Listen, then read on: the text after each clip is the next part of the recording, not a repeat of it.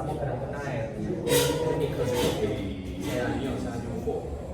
Yo no sé, mañana tengo ese tumor muy grande y necesitamos el microscopio. Yo no sé, ese entero, yo creo que se dañó. Entonces, si no tenemos microscopio, no podemos operar ese tumor.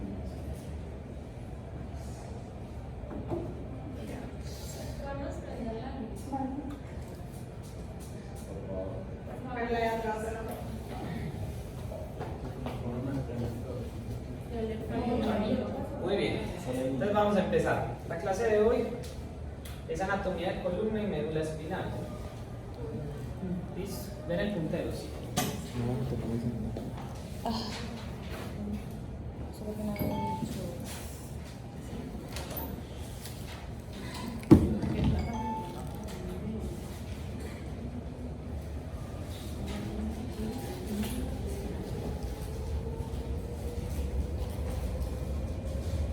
Muy bien, vamos a ver entonces primero la anatomía ósea y después la parte de estructuras vasculonerviosas que existen. Y por último vamos a terminar con los tractos ascendentes y descendentes en la médula, los más importantes.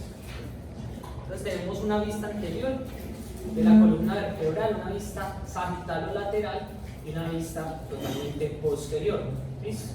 Grábense pues como esta estructura, las cuales en la vista sagital así mismo se clasifican en imágenes. ¿Listo? La tomografía y la resonancia, las vistas, ¿listo? Una anterior o una vista en la radiografía antero-posterior estas dos de las esquinas y una vista sagital. La vista sagital siempre tenemos que tener en cuenta que un paciente debe tener condiciones fisiológicas y anatómicamente normales, unas curvaturas, ¿cierto? Que son las normales que yo creo que todos conocemos. ¿Listo? Una lordosis cervical, una cifosis torácica, una lordosis lumbar, una cifosis sacra. Todo el mundo debe tener esas curvaturas adecuadas y eso es lo que se llama el balance sagital de la columna. ¿Listo? Balance sagital, un balance entre las curvaturas y que las vértebras estén alineadas para tener ese balance sagital adecuado y tener una adecuada biomecánica de la columna, ¿cierto?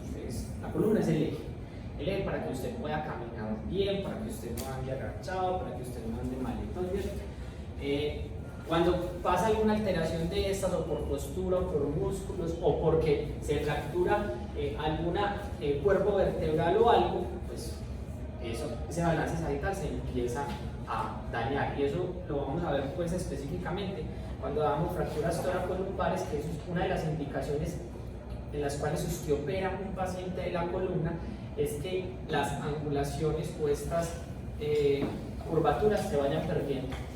¿Listo? Entonces usted dice, hay una fractura que morfológicamente no es para operar, pero le está generando mayor curvatura, por ejemplo, a nivel cervical. Entonces usted tiene que fijar esa columna para que usted no se siga desplazando hacia atrás, o en la torácica no se siga desplazando hacia el anterior. Listo, en cifosis. Muy bien, entonces tenemos en generalidades, pongan bastante atención porque la única presentación que les voy a pasar es la primera. Es esto, listo, tenemos 33 cuerpos vertebrales constituidos por 7 cervicales, 12 torácicas, 5 lumbares, 5 sacras que son fusionados, listo, y 4 coxillos. Algunas veces en algunos artículos o libros pronto muy contemporáneos salen 1 o 2, pero realmente pueden estar hasta 4 huesos del coxis fusionados. Entre cada cuerpo vertebral, listo, hay un disco intervertebral, que es esa estructura que te ayuda a amortiguar que el hueso de un cuerpo vertebral con el otro hueso no se junten y genere artrosis, ¿cierto? Usted se le desgasta la cápsula articular de una cadera o de una rodilla, entonces empieza a rozar la tibia con el fémur en la rodilla y empieza a generar un desgaste, una artrosis de la rodilla. Lo mismo pasa en la columna, empieza a generar dolor, se gasta el disco y hay que fijarlo. La columna es peor porque, como les digo, usted puede, pues si usted no maneja una rodilla, no hay un problema, pero en la columna no, usted tiene para caminar, tener una columna adecuada. Tengan en cuenta pues que obviamente entre C0, C0 es, cuando hablo de C0 hablo del occipital, ¿listo? Y C1 no hay disco intervertebral, ¿de acuerdo? C7 es la vértebra más prominente y eso es debido porque tiene la apófisis espinosa más prominente. Listo, entonces usted se toca en la región cervical inferior y va a notar una prominencia. Entonces usted ya sabe que ese es C7. Y eso es importante, ¿por qué? Pues porque usted tiene una referencia cuando le llega el paciente politraumatizado a urgencia y usted dice, escucha, politraumatizado, C7 no se le siente. Entonces dice, ¿qué pasó acá? Y está rectificada la columna cervical. Usted dice, debe tener algún trauma cervical. Entonces tenemos que tener esas variantes anatómicas. O lo mismo es que el paciente le diga, me está valiendo aquí. Y usted dice, escucha, aquí. ¿Qué vértebra será? C6, C7, C6 y se puede tocar las apófisis espinosas. Lo que usted toca en la línea media son las apófisis espinosas. La columna tiene un diámetro más o menos de 72 a 75 centímetros de largo. Hay vértebras típicas y otras atípicas. Cuando yo digo vértebras típicas, son vértebras que se componen de un cuerpo vertebral, que tengan un cuerpo vertebral, que tengan láminas, dos láminas, que tengan dos pedículos, que tenga apófisis espinosa y que tenga apófisis transversa y apófisis articulares. Eso es una vértebra típica. ¿Listo? El atlas, C1, no es una vértebra típica. C2, no es una vértebra típica porque tiene otras estructuras adicionales o ausentes como el atlas que ya vamos a ver. Entonces las curvaturas ya se las mencioné.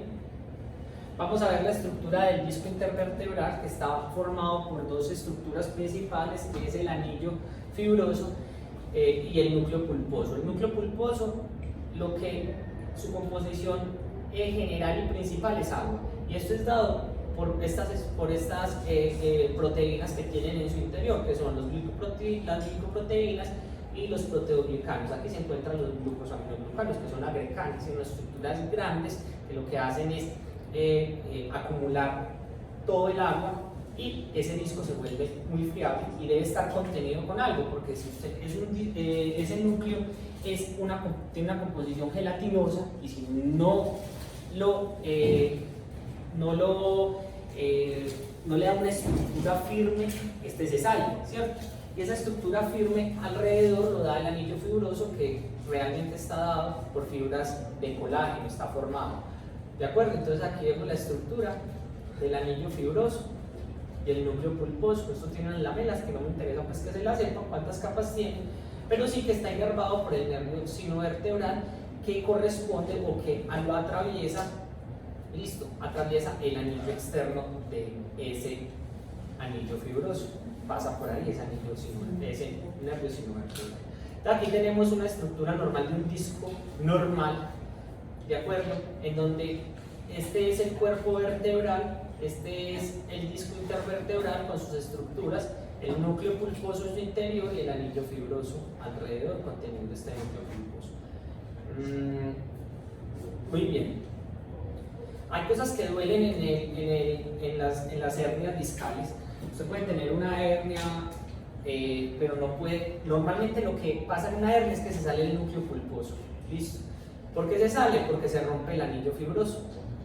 Hay una fisura por acá y este núcleo pulposo se empieza a salir. Y cuando se sale, ese disco está en estrecha relación con las raíces que vienen por acá, este núcleo se sale y contacta la raíz. Entonces es lo que llaman una radiculopatía compresiva o una ciática, listo, a nivel de compresión del disco intervertebral. Usted puede tener una ciática porque tenga un hematoma en el glúteo, porque por ahí pasa el nervio ciático, listo.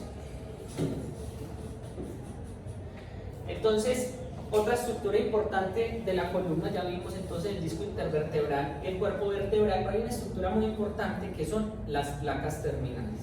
Estas placas terminales están por debajo y por encima de cada cuerpo vertebral, y es esta. Y es una estructura ósea o fibrocartilaginosa realmente, que une el disco intervertebral al cuerpo vertebral, lo ancla, ¿listo? Y eso incluso le da nutrición. Entonces es esto, cartílago hialino, separa el disco del cuerpo vertebral, fija el disco intervertebral, realmente el anillo fibroso, y la nutrición de estas placas terminales se da por el disco, por ese nervio sinovertebral, ¿de acuerdo? Placas terminales, superior e inferior, por cierto. Muy bien, esto lo vamos a ver entonces a continuación. Hay unas estructuras, como les dije, como les venía diciendo, entonces usted tiene la apófisis espinosa de la vértebra cervical número 7 es muy prominente y se palpa, usted puede tener esa referencia anatómica, pero hay otras estructuras como esta, ¿cierto? Usted tiene la mandíbula y si usted tiene una lesión a nivel de la mandíbula, usted va a decir, ah, escucha, tiene una laceración o tiene un puñal incrustado, un empalamiento a nivel cervical alto. Usted dice, escucha, ¿qué cuerpo vertebral está lesionado? ¿Qué nivel medular está lesionado? Y usted traza una línea desde donde está la lesión y si va hacia la mandíbula, más o menos está entre C2 y C3. El hueso hioides, que uno se lo palpa, está a nivel de C3, el cartílago tiroides o la manzana de Adams, como la llaman, está a nivel de C4, C5 y el cricoides, que está más abajo del cartílago tiroides, está a nivel de C6.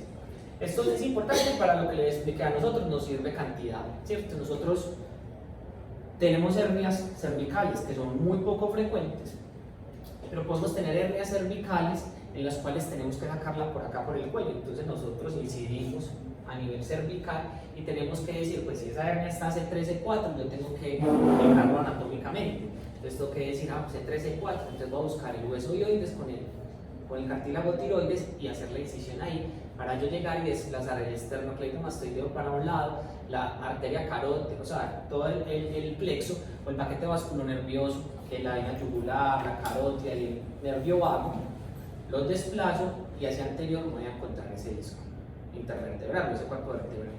Entonces tengo que tener esas referencias muy bien. El ángulo inferior de la escápula es a nivel del T7, la médula espinal termina, o el cono medular, la terminación es a nivel del E1, en algunos pacientes L2 adultos, en los recién nacidos más o menos usted puede encontrar ese cono medular a nivel del E3 y es normal. Si usted en un adulto, en cualquiera de nosotros, nos hace una resonancia y ese cono medular está en el E3, está alterado.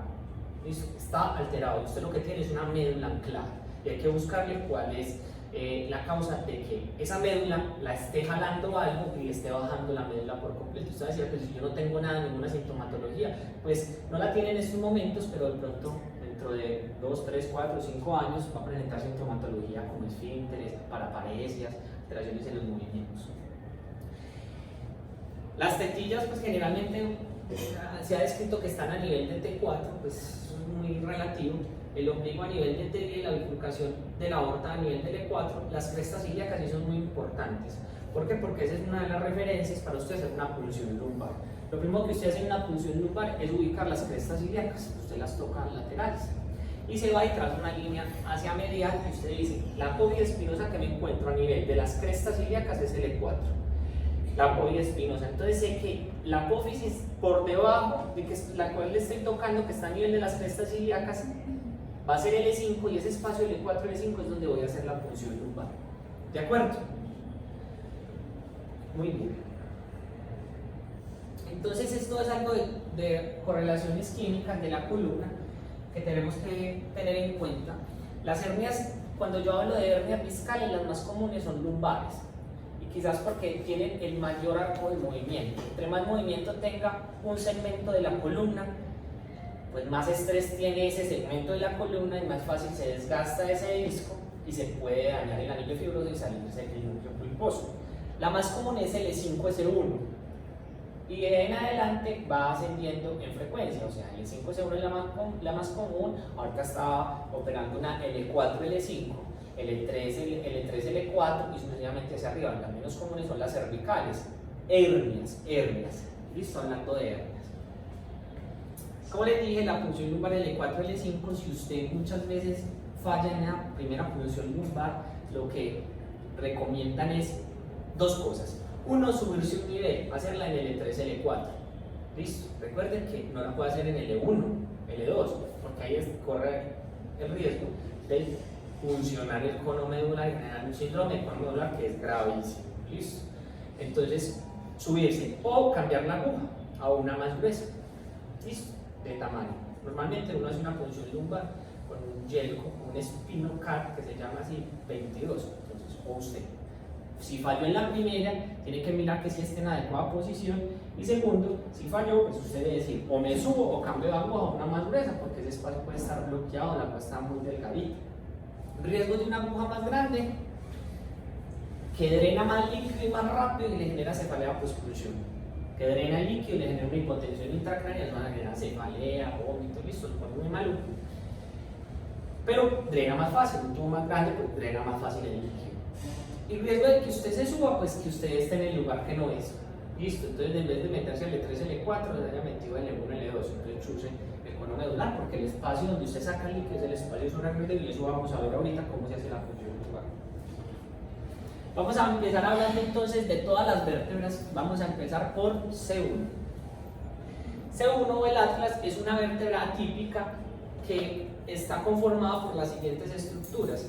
En una vista superior vamos a encontrar entonces que tiene un arco anterior con un tubérculo anterior, un arco posterior con un tubérculo posterior, unas apófisis transversas, ¿listo? Que son estas con agujeros transversos por donde pasan las arterias vertebrales, derecha e izquierda, ¿cierto? Unas carillas articulares, tanto superior como inferior, la superior para articularse con los cóndilos del occipital y la inferior para articularse con el axis. ¿Listo? Muy bien.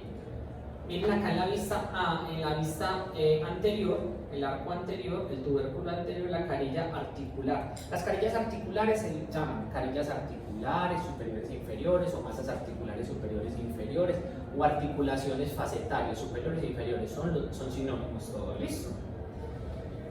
Entonces, esto es importante porque miren la estructura en una tomografía.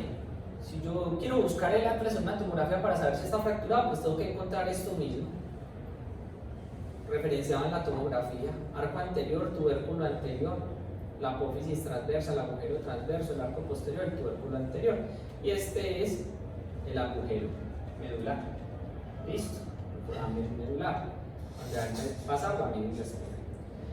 Estas fracturas, las fracturas, bueno, realmente eso lo vamos a ver en fracturas espinales, pero las fracturas del atlas hay una clasificación que es la clasificación de Jefferson.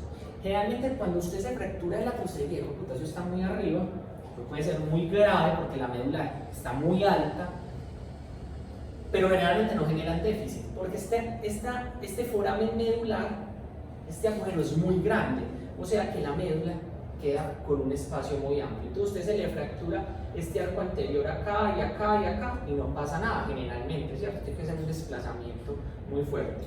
Listo, queda sobrenadando, la fractura se puede desplazar, pero la médula no, generalmente no le pasa nada. Obviamente, habrá fracturas que sí, pero es muy raro que usted se fracture el atlas, es muy raro. Muy bien. C2 o el axis, entonces está compuesto, por lo mismo, una vista anterior por un cuerpo vertebral, una carilla articular superior, una carilla articular inferior que se va a articular con las vértebras subaxiales, que son C3 en este caso.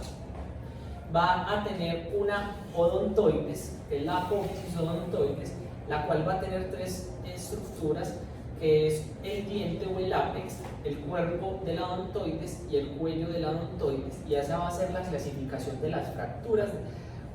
Hay tres clasificaciones de las fracturas de odontoides. Unas fracturas que son fracturas del axis. Hay tres clasificaciones.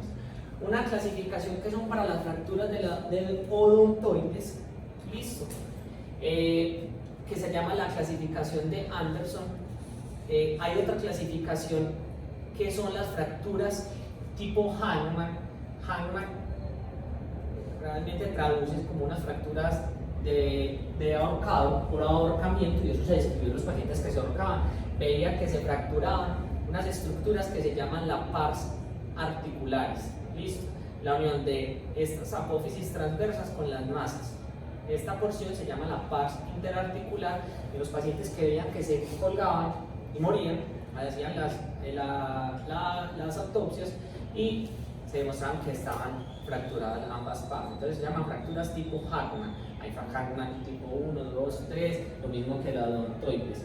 Anderson tipo 1, 2, 3. ¿Listo? Y depende de eso va a ser quirúrgica o no. Será pues en otra clase que veamos. Y hay otras fracturas que se llaman otras fracturas de la odontoides, como son fracturas de las láminas, de las apófisis espinosas, de las apófisis transversas, que generalmente no tienen ninguna repercusión clínica, solo dolor. ¿Listo? Pero no se opera. Hay unas estructuras, entonces también tiene apófisis transversas con agujeros transversos, por donde pasan las arterias vertebrales. Tienen unas láminas, generalmente la odontoides, las dos láminas se unen y forman una apófisis espinosa que generalmente es bífida. Y hay una estructura muy importante que tiene tanto el axis como el atlas, que es los pedículos. Los pedículos son una estructura que van a unir las masas con el cuerpo vertebral. ¿Por qué es tan importante esto? Este es un pedículo, acá abajo. Porque nosotros generalmente ponemos tornillos transpediculares. Si yo voy a fijar una columna torácica, el atlas, torácica y lumbar, y usted tiene que poner unos tornillos, yo los pongo por el pedículo, entonces se llaman tornillos transpediculares, tornillos que van por los pedículos, listo, y van al cuerpo vertebral. El pedículo de acá del axis es este, listo, de la masa inferior va al cuerpo, va hacia la parte anterior. Entonces yo generalmente le pongo un pedículo, lo ingreso por acá y lo tiro a que no que salga, sino hacia la parte anterior del cuerpo vertebral. Listo. Generalmente en el axis no ponemos tornillos pediculares. Listo. Generalmente porque son muy pequeños los pedículos, entonces los tornillos son muy gruesos y uno explota el pedículo, estalla el pedículo, entonces no fija. El tornillo es para fijar, para que quede estable esa columna. ¿Listo? Muy bien. Estas son las vértebras subaxiales, que se llaman así. Las vértebras subaxiales van de C3 a C7, son vértebras típicas porque tienen un cuerpo vertebral. Miren acá unas carillas articulares, las láminas que se unen y forman la apófisis espinosa. Tiene una apófisis transversa y miren el pedículo acá. ¿Listo? Por acá nosotros ingresamos los tornillos y lo tiramos hacia el cuerpo. Estos generalmente cervical no ponemos tornillos pediculares tampoco, porque los pedículos son muy pequeños. Los ponemos a masas laterales, ¿de acuerdo? A las masas. Listo. ¿Por dónde lo ingresamos? Generalmente hacemos un orificio acá y lo tiramos hacia afuera. Los tornillos quedan así. En vez de ponerlos así por el pedículo, por acá, y por acá lo ponemos así, hacia afuera. ¿Por qué? Porque los pedículos son muy pequeños y uno sabe que los rompen. No hay tornillos tan pequeños para eso, entonces los ponemos a masas. Y los agujeros transversos. Ojo, las vértebras cervicales tienen todas agujeros transversos por donde pasa la arteria vertebral, excepto C7. ¿Listo? Excepto C7. Hay variantes anatómicas que también tienen agujero transverso C7 y pasa la arteria vertebral. O tiene el agujero y pasa, o tiene el agujero y no pasa las arterias vertebrales. Pero lo común es que no tenga agujero transverso, por ende no pasa la arteria vertebral. La arteria vertebral va a salir como una rama de las arterias subclaves, ¿de acuerdo? Y esas ramas van a unirse, van a subir por los agujeros transversos y van a unirse a nivel del bulbo raquídeo, a empezar la unión en la unión bulbo-protuberancial para formar la arteria basilar. ¿Listo?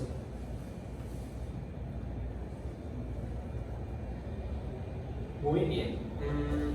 Esto es importante que lo sepan, esto pues ya lo vimos, pero esto, cada nervio espinal, para irnos adelantando, los nervios espinales tienen dos raíces, ¿listo? Una raíz anterior y una raíz posterior, las cuales se unen y forman el nervio espinal. Antes de que la raíz posterior se una a la raíz anterior, tiene una protuberancia que se llama el ganglio espinal, ¿listo? Donde está la primera neurona sensitiva de todos los estímulos externos, o sea, la sensopercepción o la sensibilidad que vamos a ver aquí. Eso es en general lo que se compone un nervio espinal. Realmente tiene varias ramas. La raíz posterior, que es eminentemente sensitiva, tiene 3 ramas adicionales. Listo. Que es una rama que va a dar sensibilidad. Ojo pues, no adicioné la foto. Es una rama que va a salir a darle la sensibilidad a toda la parte paravertebral. Listo, a los músculos paravertebrales. La otra raíz sale a darle sensibilidad a la articulación facetaria, a esta. Listo. Cuando yo hablo ya de articulación facetaria, hablo de la unión de ambas articulaciones. ¿Listo? Yo puedo tener una articulación facetaria inferior que se une con la superior de la vértebra adyacente. ¿Sí me hago entender? C2, las articulaciones facetarias o las masas articulares o las carillas articulares inferiores de C2 se unen con las superiores de C3. ¿Sí me va a entender? Eso en sí forma la articulación facetaria, que alrededor tiene una cápsula articular o una cápsula facetaria. ¿Listo? Que eso es importante para describir las fracturas toracolumbares que vamos a ver después. Y la otra raíz dorsal eminentemente sensitiva va a dar una inervación autónoma. ¿Listo? Una inervación autónoma. Muy bien, el disco cervical más frecuente herniado, recuerde que es poco frecuente, pero si usted va a buscar un disco herniado, generalmente es C6, C7. Listo, el siguiente es C5, C6, luego C4, C5 y luego C7 en frecuencia, ¿no? Ahora bien, ya vimos la parte ósea cervical. Vamos a ver los ligamentos cráneocervicales externos. Vamos a tener un ligamento que se llama el ligamento longitudinal anterior. ¿Listo? Eso es él en sí solito que forma el complejo o la banda de tensión anterior o el complejo ligamentario anterior. ¿Listo? Él te limita o evita realmente la extensión forzada, que usted extiende y usted dijo, ya no puedo extender más. ¿Listo? Esa banda ligamentaria evita esta extensión forzada. Ese ligamento va desde la vértebra cervical inicial, desde el atlas hasta el sacro, por toda la parte anterior. ¿De acuerdo? Va por toda esta parte anterior, ligamento longitudinal anterior de los cuerpos vertebrales. Muy bien. Hay otro ligamento que hace parte de estos ligamentos craniocervicales externos que se llama la membrana atlanto-occipital anterior, que es la continuación del ligamento longitudinal anterior a nivel de C2 y se va a unir o va a insertarse en la parte anterior del agujero magno, en el borde anterior. ¿De acuerdo? Hay una membrana que se llama la membrana atlanto-occipital posterior, que es esta, que va a iniciar desde el tubérculo posterior del atlas y va a unirse al borde posterior del agujero magno. Todos estos ligamentos te ayudan a que tengas una adecuada estabilidad de la columna cervical. ¿Listo? De rotación, de movimientos y de adecuado balance sagital cervical. Hay otros ligamentos que son los ligamentos nucales, que es este, que está por debajo de la membrana atlanto-occipital posterior, que va a unirse desde la protuberancia occipital externa, que ya sabemos dónde queda, ¿de acuerdo? Y va a unirse como un abanico y va a unirse a todas las apófisis espinosas de la columna cervical, ¿de acuerdo? Y por último el ligamento amarillo, que va a ser este, que es amarillo, que va a estar entre las láminas de todas las vértebras espinales, de todas, lumbar, torácica, cervical, ¿de acuerdo? Este ligamento amarillo es importante porque hace parte del complejo ligamentario posterior. Sí, siempre escuchan complejo ligamentario posterior y anterior. ¿Eso qué es?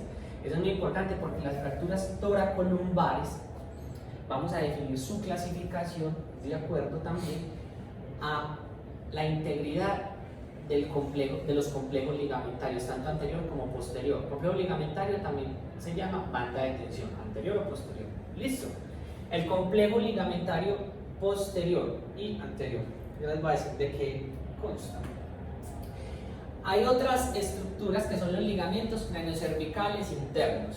Entonces tenemos el ligamento longitudinal posterior, ¿de acuerdo? Que es este, que va por toda la parte posterior de los cuerpos vertebrales. Aquí le quitamos todas las apófisis espinosas, láminas a las vértebras cervicales, y es este que va una banda anterior de los cuerpos vertebrales, que es longitudinal anterior, y la otra va posterior, y aquí los cuerpos vertebrales. ¿Listo?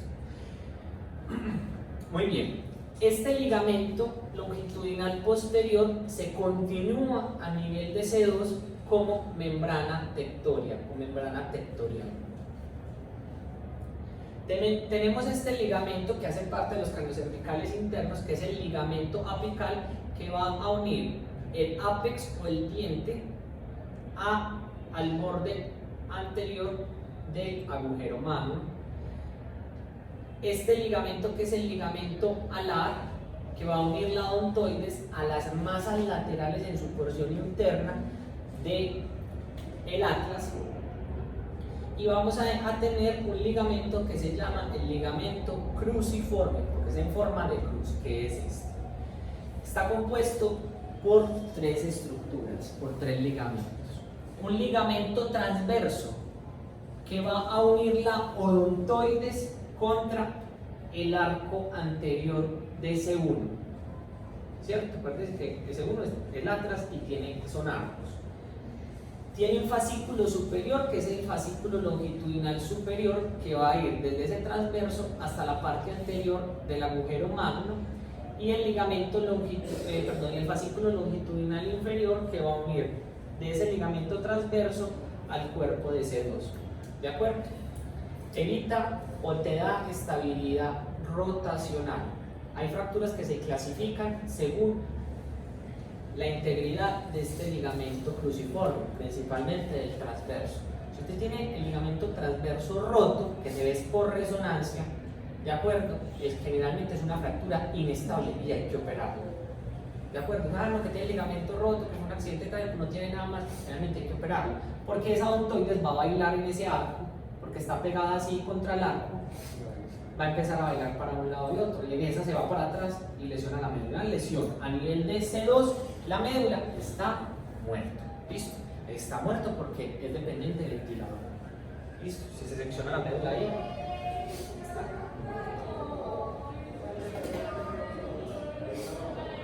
Muy bien, aquí está entonces lo que dijimos tectorialmente, los ligamentos alares, que son previenen pues la rotación excesiva de la cabeza. El apical ya lo vimos, el transverso realmente es el cruciforme, miren, fascículo longitudinal inferior, superior, y el transverso del atlas. Muy bien. Vértebras torácicas, es una vértebra típica,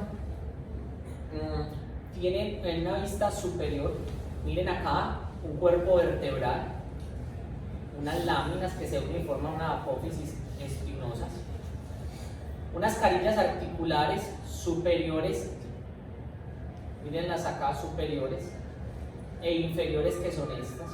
Ahí van cuatro, pues dos arriba y dos abajo, pero tienen tres carillas articulares más a cada lado. Entonces quizás es las vértebras que tienen más carillas articulares en la columna. ¿Listo?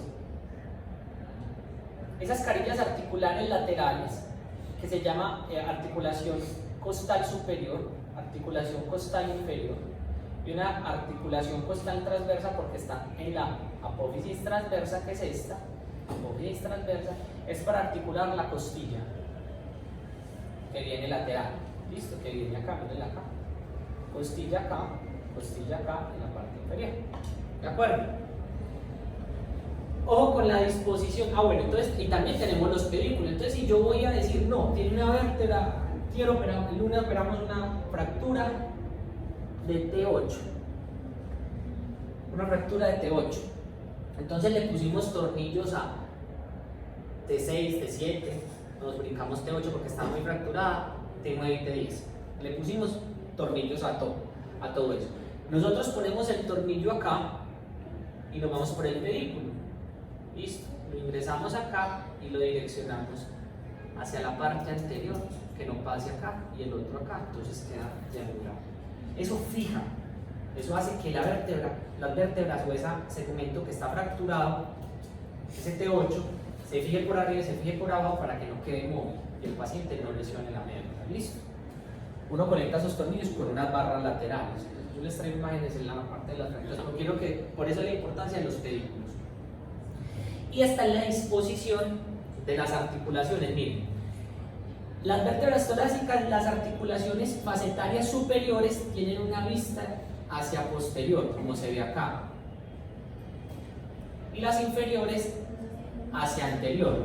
Por eso quedan como un techo, como de tejas, una sobre otra.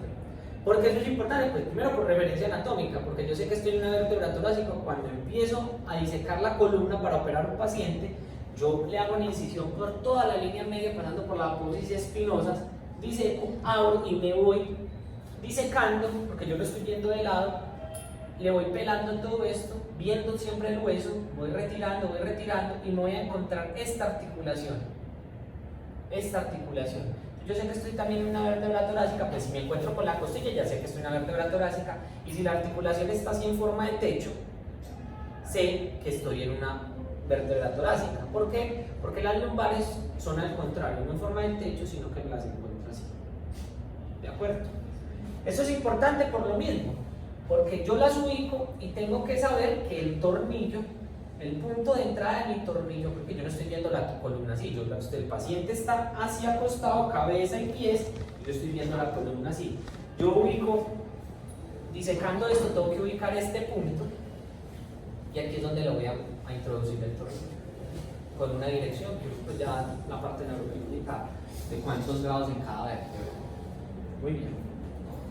Y las vértebras lumbares, miren que sí es diferente.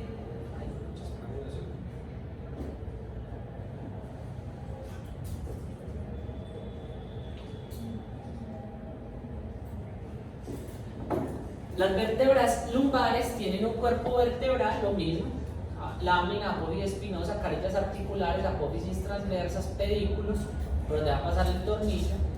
Hay un punto que se llama, en las vértebras lumbares que dice ve mejor, que se llama apófisis mamilar, que es, a nosotros nos indica que por ahí voy a poner el tornillo, apófisis mamilar.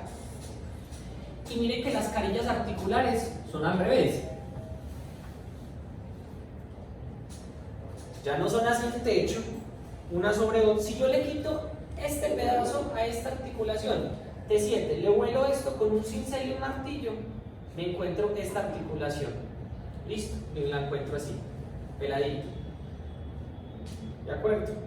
Ahora bien, en estas, miren que me las encuentro así, las veo así. No así, sino así. La vista anterior, cuando entro. ¿Por qué es importante? Porque miren la relación. Si yo ahorita me metí con otro residente menor, cuando los menores pues obviamente están apenas estructurando eso tridimensional, la columna y dónde está la hernia, lo que uno hace es que mire la relación con el disco intervertebral. Miren el disco intervertebral por detrás. La hernia que operamos ahorita en la tarde era una hernia que estaba debajo de la articulación, se llama una hernia discal L4, L5 subarticular, por debajo de la articulación. Entonces estaba acá debajo de esta parte. Entonces lo que uno hace en cirugía es un cincel, le pasé, me comí todo este hueso, desde acá, desde la lámina, me como todo esto y toda esta articulación, y quedo acá viendo el disco de frente, ya que estaba la hernia. Listo, debajo de esto. Entonces, uno lo que hace es, aquí se sale, el E4, L5 lo operamos ahorita. Lo que me comí es esta parte, no esta, sino la de adentro. ¿Por qué? Porque este es el agujero intervertebral, por donde pasa la raíz espinal. Y la raíz espinal pasa principalmente por arriba, no por debajo. ¿De acuerdo? Entonces, las hernias, como se salen para acá, comprime la raíz, la voy a encontrar debajo de la raíz, las hernias se salen. Entonces yo quité este pedazo, me meto acá y lo primero que me encontré fue la raíz saliendo. La corro para un lado, la corro y me voy para el disco. Y ahí saco la hernia que está protruida, esto es una masa acá protruida de la hernia, le quito toda la hernia, libero la raíz que está comprimiendo esa hernia, me meto acá al espacio con una cureta, quito todo este disco o lo que más pueda y se acabó la cirugía, ¿cierto? Esa es la cirugía de una hernia discal. ¿Qué más? Y es ok, sacaste pues toda esa parte para entrar, entonces ¿cómo se asegura? ¿Cómo se asegura que el disco? Que saque todo el disco. Sí. Entonces, cuando uno habla de hernias discales, una de las preguntas de todos los autores o a nivel mundial de los que trabajamos columna es, bueno, ¿cuánto saco de hernia? ¿Cierto? La hernia lo que se protruye es esto, un poquito. Entonces, yo saco esto y me voy por todo esto porque este anillo fibroso queda abierto. Y es con el paso del tiempo es que se empieza otra vez a cerrar. Pero puede que en esas haya un fragmento y se vuelva a salir y le puede generar otra vez compresión. Entonces lo que generalmente dicen los autores es que usted saque el disco intervertebral solamente que esté suelto. ¿Listo? ¿Por qué? Porque el disco intervertebral suelto es el que le va a generar el riesgo de que esto se salga y le comprima otra vez la raíz. Si usted empieza a sacar todo el disco, usted dice, no, pero dejémoslo sin disco y le evitamos el riesgo, porque yo no sé que está flojo o que no está flojo, o le dejo un fragmento allá y no me doy cuenta. Si usted le saca todo el disco, pues genera una cosa que se llama una enfermedad discal degenerativa y hace que L4 empiece a juntarse con L5 y L4. Si usted saca el disco que esté solamente suelto. Lo difícil en cirugía o lo complejo de esto es cuánto disco está flojo, suelto, ese fragmento que deshace. Eso es lo difícil en esta cirugía. Entonces usted puede ver muchas veces que lo operaban de una hernia y sigue con dolor. Entonces usted dice, por pucha será. O la raíz ya estaba muy dañada porque ese efecto compresivo durante mucho tiempo la dañó y no va a generar el dolor o la paresia o la debilidad en ese miotoma. O en su defecto tiene un fragmento todavía ahí. O en su defecto cuando entró, si yo entro agresivamente acá, quito esto y entro, me puedo llevar la raíz. ¿Listo? Entonces tengo que cuidarme mucho de eso. Entonces hay muchas causas que uno siga con dolor. Y además saber cuánto disco saca.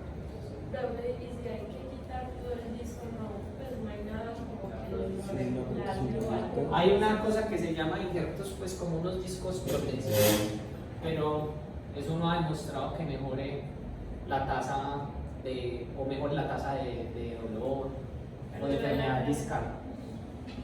Entonces seguimos haciendo lo mismo. Lo que uno debe hacer es sacar el disco suficiente que le esté generando la compresión. Muy bien. Estos son los otros ligamentos, entonces ya en general de la columna vertebral vimos los craniocervicales. El ligamento longitudinal anterior ya sabemos dónde está, el ligamento longitudinal posterior ya sabemos dónde está, el amarillo ya sabemos dónde está, el supraespinoso y el interespinoso que vamos a hablar de él. El ligamento supraespinoso es este, que va por encima de todas las espinosas. El ligamento interespinoso, entre las espinosas, el ligamento amarillo, entre las láminas. Listo, y aquí encontraríamos el ligamento longitudinal posterior y adelante, el ligamento longitudinal anterior. Ahí están los ligamentos en general de la columna vertebral, todas, desde cervical hasta sacro. Pero entonces usted dice, ¿cuáles son los componentes de la banda de tensión anterior? Ya les dije, el ligamento longitudinal anterior. ¿Cuáles son los componentes del complejo ligamentario posterior o de la banda de tensión posterior? Son los siguientes. El primero, el ligamento supraespinoso. Luego el ligamento interespinoso. Luego el ligamento amarillo. Y por último, la articulación facetaria. ¿Listo? Es este. Que también la llama articulación cigoapofisial. Articulación facetaria, que es la unión de ambas, de una caída articular superior con una superior con una inferior. ¿Listo? Que si el dorsal es así, que si el lumbar es así y los cervicales es la misma estructura. Muy bien. Entonces usted dice, bueno, ahora bien.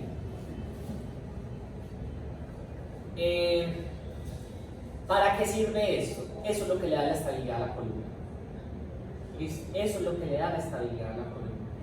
Si yo no tengo estas estructuras, si yo tengo roto alguna de estas estructuras de las bandas de tensión, sea anterior o posterior, y en la posterior alguna de estas estructuras, en la clasificación mundial que nosotros tenemos, que se llama la AO Spine, la clasificación AO Spine, la vamos a ver en fracturas lumbares, se clasifican como una fractura inestable y hay que operarla.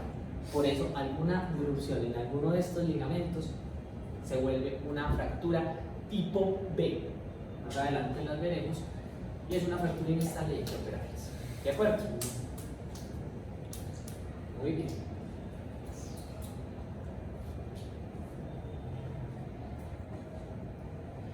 Esto es lo importante que veamos. Ya dijimos, el ligamento longitudinal anterior limita ese exceso de extensión que usted quisiera hacer. Obviamente, si usted extiende bastante, rompe ese ligamento, en donde tenga más exceso de fuerza, de cizallamiento. ¿De acuerdo? Y el resto de ligamentos que están acá anotados, lo que hemos visto, delimitan la flexión excesiva. Si usted tiene un trauma y se va de cabezas y hace esto, flexión excesiva, rompe esos ligamentos, supraespinoso, interespinoso o alguno de ellos y lo convierte en una fractura inestable. Una fractura en extensión, se iba caminando, generalmente son más los viejitos, iba con el bastón y se fueron y se dan acá, contra la pared. ¿Listo? Rompen el ligamento longitudinal anterior. Generan fracturas tipo B3 en la clasificación que vamos a saber más adelante, que son las que se rompen la banda de tensión anterior, en las B1 y B2, cuando se rompen el complejo ligamentario posterior. Eso lo haremos más adelante, fracturas torácicas. ¿Por qué es importante esto? Porque a uno, a mí por ejemplo, cuando me preguntaban, yo no tengo neurocirugía cuando estaba en pregrado, pues algo muy por debajo de la universidad.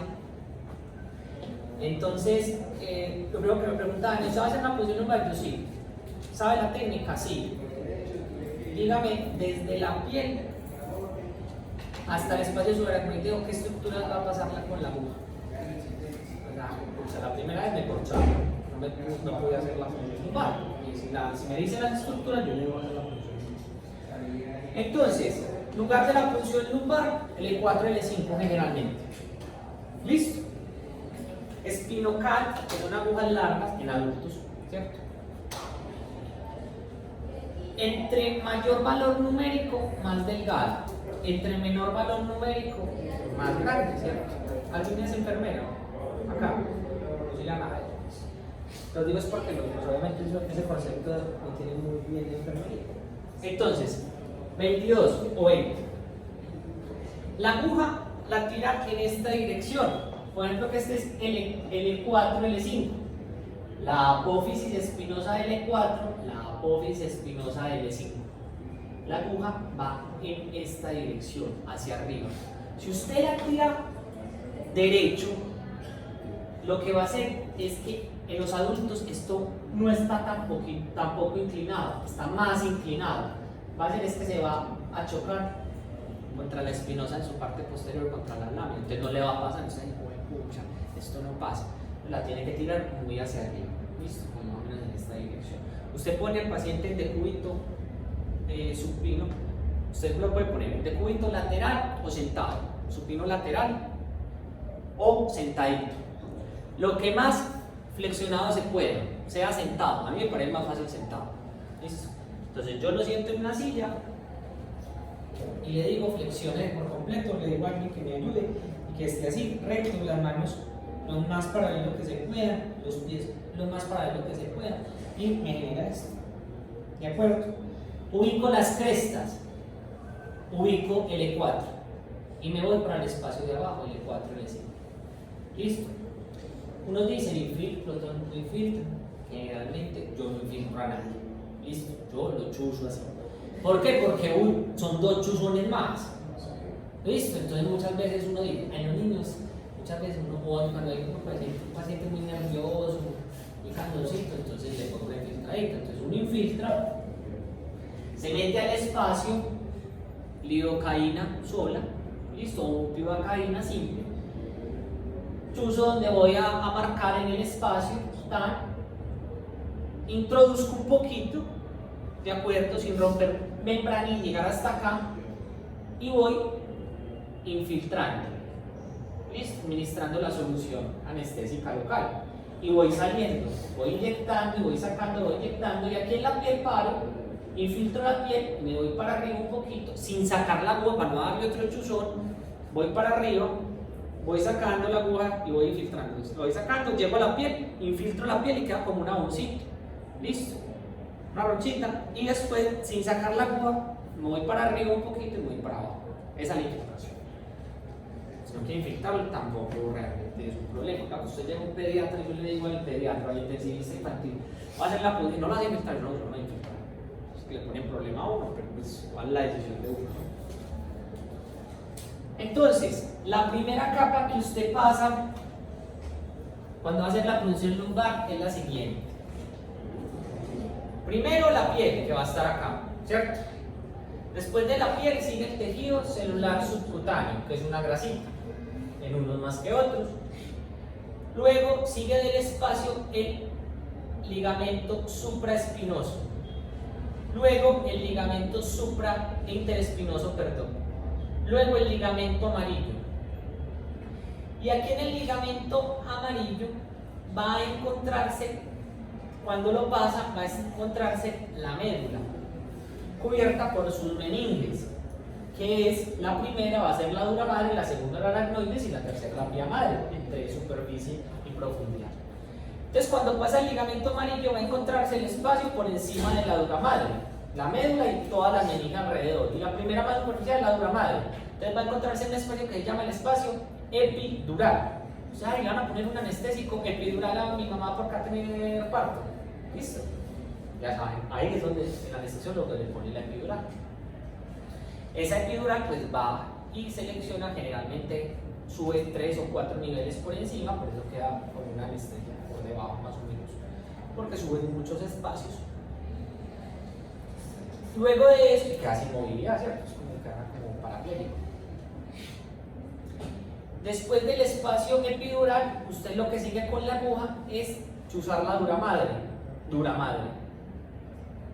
Cuando chuza la dura madre y pasa la dura madre, llega al espacio subdural. Luego del espacio subdural va a chuzar ¿qué membrana sigue? La aracnoides. Chuza la aracnoides y cae al espacio subaracnoideo. Y ahí está el líquido cefalorraquídeo. Y usted siente cuando lo pasa. Listo, usted siente que pierde la resistencia. Usted va ahí y usted va sintiendo como va pasando membranitas, pero todas muy similares, de espalda. Usted hace despacio, contacto. Y cuando llega un momento que usted siente que perdió la resistencia, siente como un poquito diferente. ¿Listo? Y llegó al espacio y inmediatamente sale líquido. O muchas veces no sale líquido, pero usted dice, pero yo le caí el espacio porque yo sentí que perdí la resistencia. Puede ser que tenga una presión muy bajita y no salga líquido. Los pacientes que tienen válvulas, delegaciones ventrículo peritoneales para hidrocefalia, la presión del cerebro está muy bajita. Usted le hace una punción y no sale líquido, pero es porque la válvula está sacando todo ese líquido del ventrículo por el peritoneo. ¿Listo? Profe, al llegar al espacio estructural también se siente, pues, como... Todos los espacios sienten alguna pérdida de resistencia, pero el subaracnoideo es el que usted siente la mayor resistencia. O sea, usted va sintiendo que va pasando por capitas. ¿Listo? Va pasando por capitas, y llega a un espacio que pierde más ya la resistencia. Pero inmediatamente sale líquido en un paciente que tenga presión normal o alta en el líquido. Así se hace una punción lumbar. Suena como difícil, pero no es tan difícil. Es más difícil es ubicarse. Por eso le digo que sentado es más fácil, porque usted tiene toda la ilusión. Usted quita la camisa al paciente, y siéntese bien y usted coge y le mira la columna, y le mira las apólidas espinosas. Y si es un flaquito, súper bien.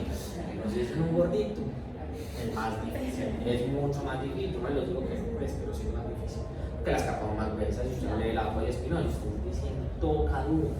Se pega una embalada y uno falla, funciona en lugar, no falla todavía uno. Pues más raro, pero sí, todas las cosas fallan. Listo, así se hace una punción lumbar.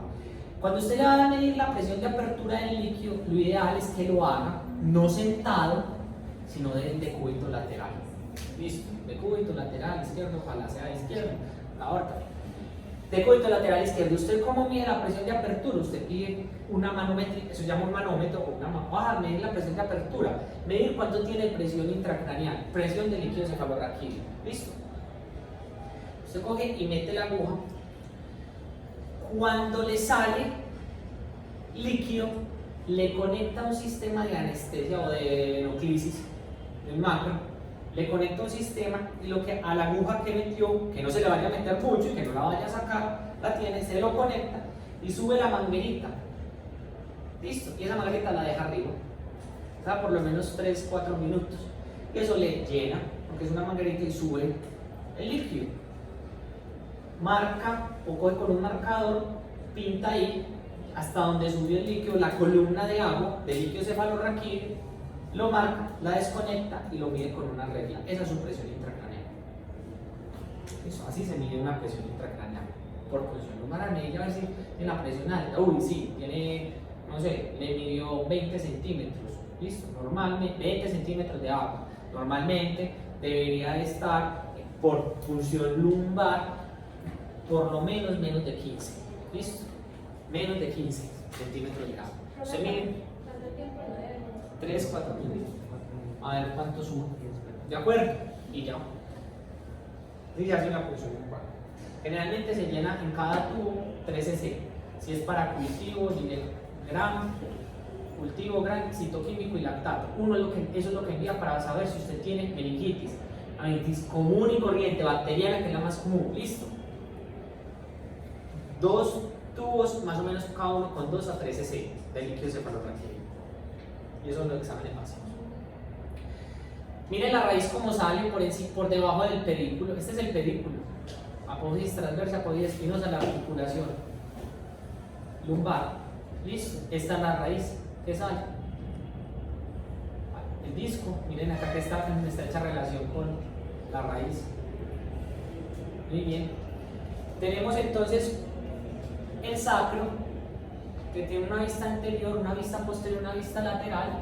En la vista anterior vamos a tener unas estrías sacras transversas entre los agujeros transversos, que generalmente a cada lado son 4, por donde salen las raíces espinales del sacro. Vamos a tener una estructura muy importante que es, acuérdense que son 5 vértebras sacras fusionadas. La primera es S1. Aquí vamos a tener como un disco ahí como degenerado, pero hay una transición entre S1, S2, entre S2, S3, entre S3, S4, que es esa cresta, donde había disco en algún momento y empezó a degenerar y se fusionaron. Y eso se ve en la tomografía, se puede ver, y la resonancia se ve muy bien. Y usted cuenta las vértebras para usted decir, uy, tiene una fractura del L4, ¿cómo sé que tiene una fractura del L4? Por la disposición del sacro en la imagen y porque empiezo a contar. ¿Listo?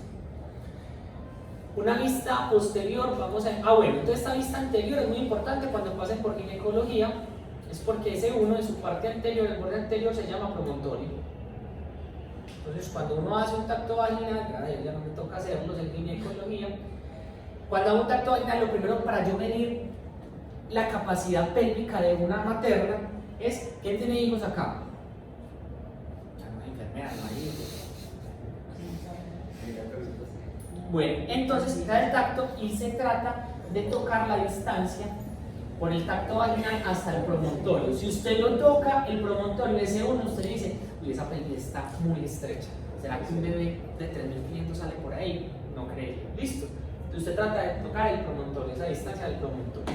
Si es corto, como que se carga cesárea. Sí, es una de las indicaciones para cesárea. Listo. Obviamente con otros diámetros pélvicos, pero generalmente ese es el principal. Tenemos otras crestas en la vista posterior, que es la cresta sacra media, que es la fusión de las apófisis espinosas de esas vértebras sacras. Una apófisis es una cresta sacra intermedia, que es la fusión de estas carillas articulares de las vértebras sacras, y una cresta sacra lateral, que es la fusión de la apófisis transversa de estas vértebras sacras.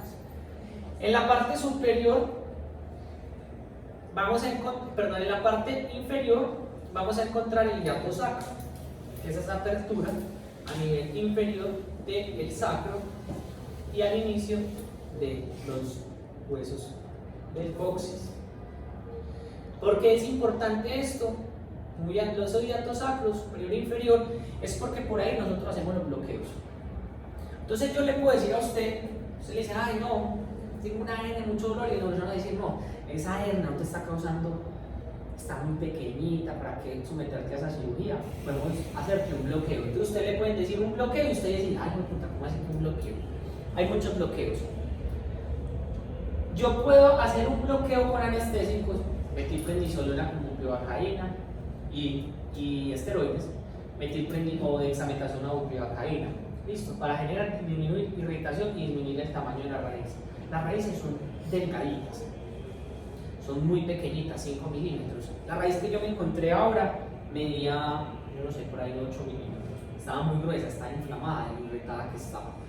Entonces lo que uno hace es, por medio de una radiografía, pero en quirófano, una cosa que nosotros llamamos intensificador de imágenes, es una radiografía que yo la puedo tomar acá, ponerla acá, moverlo y hacerle las radiografías que yo quiera dentro del quirófano. Yo le introduzco una aguja y puedo hacer varios bloqueos. Yo le digo, vea, ese dolor es por esa raíz, está irritada, hagámosle un bloqueo foraminal. Este es el foramen. El agujero intervertebral también se llama foramen. Yo llego con una aguja y se la introduzco. Tomo foto y voy viendo cómo entra la aguja, le echo un medio de contraste que me pinta el foramen y me pinta la raíz. Yo digo, uy, ya está la raíz, para irla a chuzar con la aguja. Y le introduzco anestésico y el esteroide a este nivel, foraminal. Entonces tengo un bloqueo foraminal. No, lo que no le está doliendo es las facetas, la articulación facetaria, no sé, de L4, L5. O sea, le está doliendo esta articulación. Lo que voy a hacer es hacerle un bloqueo facetario. Introduzco el anestésico, ya no foraminal, sino acá. Pero también le puedo hacer un bloqueo caudal, que es por el hiato sacro. Yo introduzco una aguja acá. Yo lo que hago es puesto la paciente con anestesia local, pues yo la anestesia local, el paciente está despierto. Introduzco una aguja acá, yo generalmente la introduzco acá, abajita. Yo digo, uy, el hiato sacro está acá arriba. Foto, la posiciono, foto. La voy introduciendo, foto, hasta que me encuentre el hiato sacro y pongo el contraste, hace un epidurograma, pues veo todas las raíces ahí en el sacro y introduzco el anestésico. ¿Listo? Bloqueos, eso es de bloqueos. Los bloqueos están muy de moda, pues los bloqueos lo hacen mucha gente, los anestesiólogos, los médicos del dolor, que no son anestesiólogos y que son anestesiólogos y los neurocirujanos. ¿Cuánto dura siempre? Muchas veces sí dura siempre o generalmente es temporal. Lo que son muy rentables. Un bloqueo de estos puede valer 800 millones de pesos. Entonces obviamente la gente se dedica a hacer muchos bloqueos. No hay carga de vida. Me gusta más el cerebro que la columna. Pero hay que hacer una neurocirugía hacia el cerebro y columna. Pero uno siempre tendrá alguna preferencia. Me gusta más operar cerebro, pues hay que saber operar estas cosas. No hay que saber. Muy bien, entonces tenemos la médula espinal. La médula espinal, vamos a tener entonces 31 pares de nervios espinales. ¿Listo? Vamos a describirlos, vamos a definir su anatomía. Cuando yo hago unos cortes transversales o axiales de la médula, va a ser diferente a nivel cervical, torácica, lumbar y sacra. Entonces vamos a tener una distribución de una sustancia gris y una sustancia blanca. La sustancia gris y blanca va a estar distribuida inversamente, totalmente inversa a lo que tenemos en el cerebro, que en el cerebro es la periferia está la gris y adentro está la blanca. Aquí va a ser al contrario, la gris va a estar adentro y la blanca va a estar por fuera, ¿cierto? Recuerden que la gris tiene los cuerpos de las neuronas y la blanca tiene los axones. Pero a diferencia de eso, entonces vamos a tener la sustancia gris en forma de H, ¿cierto? ¿Sí la ven la H? H. Miren que esa sustancia gris es más grande a medida de la columna, cervical, dorsal, la cruz del mejor también, lumbar sí y sacra más, ¿listo? Pero en sacra usted ya no va a tener médula. ¿Qué médula va a tener? Recuerde que la médula llega hasta el eúmero, ¿listo? Muy bien, entonces Miren acá esta forma de H, entonces vamos a dividir esa sustancia gris en unas estructuras que se llaman, los vamos a llamar cuernos o astas. Vamos a tener entonces unas astas anteriores, una derecha, una asta anterior izquierda, unas astas posteriores hacia la región posterior, astas posteriores, y en la periferia, bueno, y hay unas astas que generalmente están asociadas al sistema nervioso autónomo, que son las astas intermedias, que son acá, son unos cachitos que van a salir en algunas ocasiones como se ve acá. En la mitad de la H va a estar una cosa que se llama el canal ependimario, por donde pasa el líquido cefalorraquídeo, proveniente, ya lo dijimos, del músculo Magendie saliendo, que pasa por el canal ependimario, por los músculos de la faringe. Va a ir por todo la médula en su porción interior, disminuyendo pues esa capacidad compresiva para que no se colapse la médula. Muy bien. Cada cuerno, cada asta tiene unos núcleos, generalmente describen 4 núcleos motores. Listo, superior en cruz, superior, inferior, lateral y medial, van a estar en cada asta.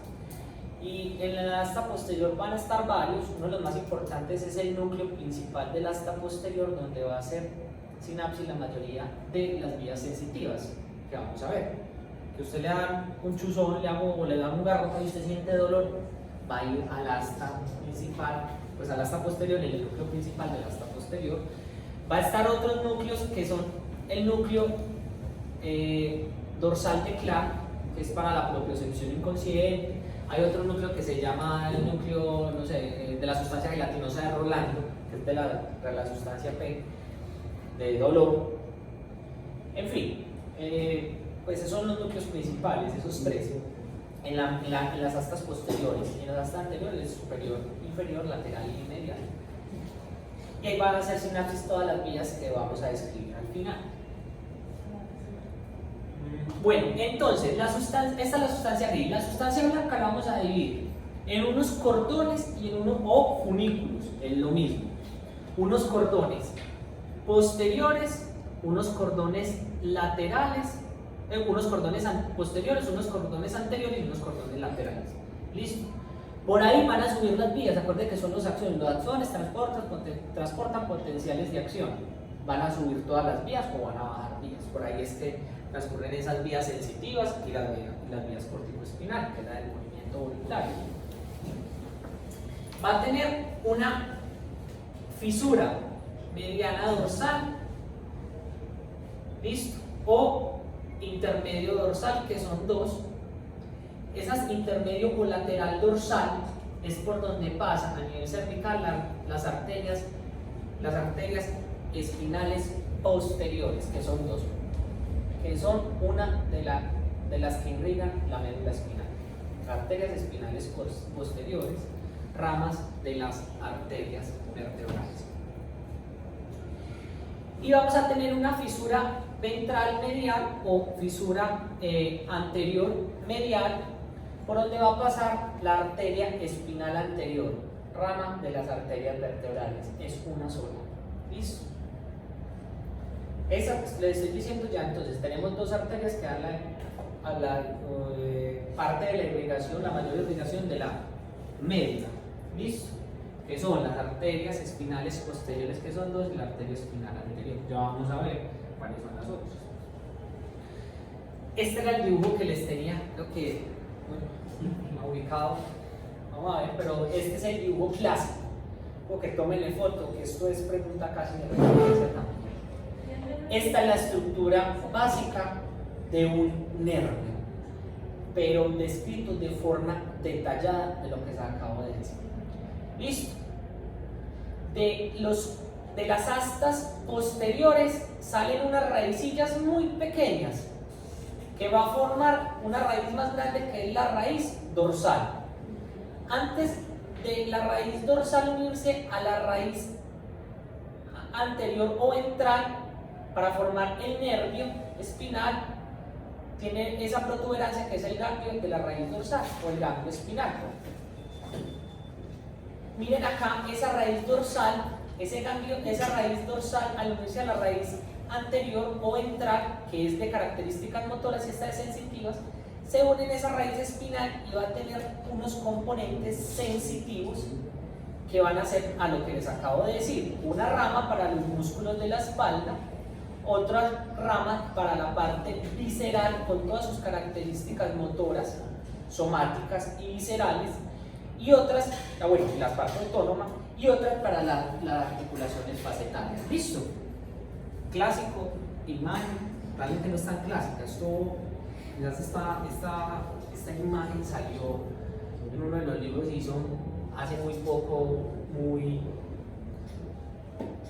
importante, porque es una de las mejores imágenes que nos han sacado de la anatomía, pues de hace mucho tiempo. Anatomía de cuántos, es lo mismo de hace, no sé, miles de años, pero esto es una imagen realmente reciente. Entonces, eso es lo que les decía, raicillas anteriores del asta anterior, raicillas pequeñas del asta posterior que se van a unir y van a formar esa raíz dorsal, una raíz ventral se va a unir y va a formar la raíz espinal. ¿Listo? Con esas tres ramas que les acabo de decir. Y miren que ellas penetran la dura madre, esta es la dura madre, penetran la dura madre para formar la raíz. Nervios espinales, 8 cervicales, 12 torácicos, 5 lumbares, 5 sacros, 1 coxígeo. Termina a nivel de L1 en cono medular. Del cono medular sale una estructura fibrocartilaginosa que se llama el filum terminal, cual va a ir desde el cono, desde la punta hasta el coxis y va a fijar la médula de forma normal anatómica. ¿Listo? Pero lo interesante es que usted tiene una estructura que es esta, una columna vertebral, que muchas veces la columna ósea, la columna, las vértebras, la parte del hueso no corresponde con el segmento medular. Usted no puede decir que tiene una fractura del E5, entonces por ende la raíz del E5, el segmento del E5 de la médula está afectado. No, porque es que usted mire a nivel del E5, sacro, el E5.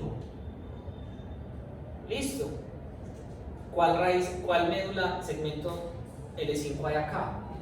Aquí ya hay raíces, y esas raíces pueden ser de L2, L3, L4, L5, S1. Por eso, cuando usted tiene un trauma en este sitio, usted ya no puede decir, usted tiene un síndrome de cola de caballo, listo, de cabo de equina, de las raíces, con afectación, que ese fragmento le pegó desafortunadamente, le lesionó la raíz del E5, eso es otra cosa, pues le puede haber lesionado la raíz del E5 de un lado con ese uno del izquierdo. ¿Sí me van a entender? Ahí están los espaguetis, esas raíces en el saco dural, se llama saco tecalo dural, todo este espacio que va rodeando toda la médula espinal hasta S2, que llega al saco tecalo. Listo, es la dura madre que se despliega desde el occipital, va recubriendo la médula espinal baja y llega hasta S2 y se devuelve. Listo, la recubre, una cobertura. Entonces, ellos dicen, vean, si usted va a decir que las espinosas, la espinosa de C1, que no tiene espinosa, tiene un tubérculo de C1, si usted dice que ese segmento medular, si usted tiene una lesión a nivel de C1, se lesiona C1 en la médula. ¿Sí me hago entender? Se lesiona la espinosa de C1, perdón, el tubérculo de C1 posterior, se lesiona la médula a nivel del segmento de C1, está frito, muerto. ¿Listo? Pero más o menos después de C6, casi hasta T, listo, T1, usted va a tener una diferencia entre el proceso espinoso y el segmento medular de un nivel. ¿Sí me hago entender? Entonces usted se lesiona, por ejemplo, el proceso espinoso de T1, por ejemplo, espinoso de T1, el segmento que se va a lesionar posiblemente no va a ser T1, sino T2. ¿Listo? Porque la columna ósea crece de forma diferente que la médula. Ahora bien, si usted tiene una lesión a nivel de T10, de la espinosa de T10, usted podría tener una lesión. Mire, la raíz de L1 viene acá y baja. ¿De acuerdo? Podría tener una lesión a nivel de T10 sobre L1. ¿Sí me hago entender? Crecen diferentes segmentos. ¿De acuerdo? Eso es importante. Dermatomas. Los dermatomas son la inervación sensitiva de esas raíces espinales sobre la piel. Miotomas es la inervación motora de una raíz espinal sobre un grupo muscular o sobre un solo músculo. Estos dermatomas son la sensibilidad. Usted tiene que evaluar en trauma raquimedular qué nivel sensitivo tiene el paciente, qué nivel motor y qué nivel neurológico, tres cosas diferentes que lo veremos en trauma raquimedular. Entonces usted empieza a decir, hay dermatomas clásicos, listo. T4, las tetillas, listo. T10, más o menos, el ombligo, ¿de acuerdo? Usted tiene que aprenderse más o menos, esto es de repetir, de ver, cuáles son los dermatomas, porque usted dice, el paciente tiene, que es lo más común, los dolores lumbares con ciática. Dice, pucha, que tiene un dolor que se le va para la pierna. ¿Y por dónde se le va? No, por la nalga, doctor, y baja, y se me va por la parte, ¿por dónde? Por la parte anterior, lateral, interna, por la parte posterior, no, por detrás, por la pantorrilla, y me va, y se me va por la parte posterior y me baja por la planta. Entonces dice, pucha, ese territorio es un territorio de S1. Entonces usted dice, debe tener una lesión, un tumor, una hernia a nivel de L5S1 o S1S2 que le está comprimiendo esa raíz. ¿Sí me va a entender por qué es importante? Y más cuando usted tiene un trauma raquimedular. Tiene un trauma raquimedular y usted dice, pucha, el paciente está parapléjico. ¿Qué voy a hacer?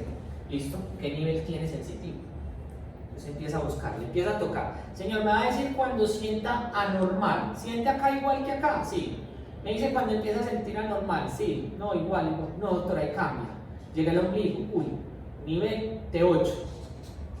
T8, T10. Usted dice, listo. Ahí debe tener la fractura. Puede variar entre dos espacios, entre dos segmentos. Usted dice, bueno, ese paciente está politraumatizado, está llevado del berraco, no sé dónde tiene la fractura. Hágale énfasis, por favor, tomografía de columna dorsal emergente, porque esa fractura más o menos va a estar a nivel torácico por el nivel sensitivo que le acabo de ver. Así se evalúa. ¿Listo?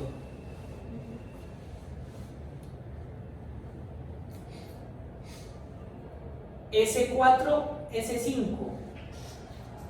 Muy importante cuando vamos a trauma raquimedular. La parte sensitiva de S4 y S5 se evalúa de la siguiente manera.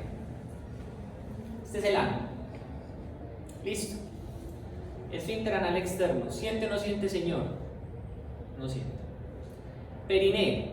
Listo. ¿Siente o no siente? No siente. Luego, tacto rectal. Le toca la ampolla rectal. Siente y hace este movimiento. ¿Siente o no siente? No siente. Tiene dañadas las raíces de S4 y S5. Listo. ¿Qué quiere decir? Tiene un trauma raquimedular hacia eso se le adiciona que no tiene movimientos motores. Eso cuando lo vamos a ver cuando veamos trauma raquimedular. Pero quiero que sepan cómo se evalúa la parte sensitiva de S4 y S5, que son una de las principales en trauma raquimedular. Tiene que evaluar contacto rectal un paciente con trauma raquimedular que piense que es completo, o sea, que no tenga ni motor ni sensitivo, parapléjico o cuadripléjico. No siento nada. Está cuadripléjico. ¿Listo?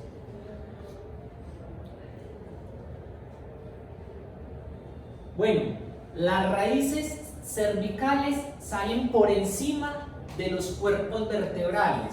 ¿Qué quiere decir? La raíz de C1 sale por encima de C1, C2 por encima de C2, así sucesivamente. C7 sale por encima de C7, pero por eso tenemos 8 raíces cervicales y no 8 cuerpos vertebrales cervicales. Tenemos 7, no tenemos 8 raíces.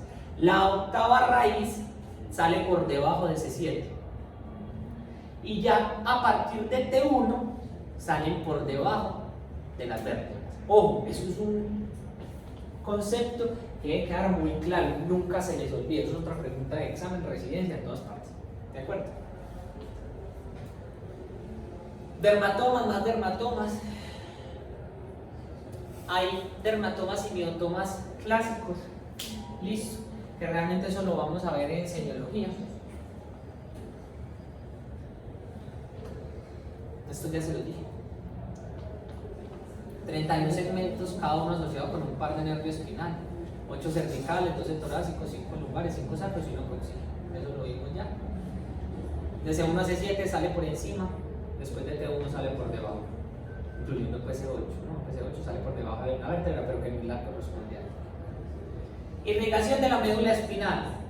Eso lo tienen que aprender. No, mentira, no. Esto era 2 arterias por la parte anterior.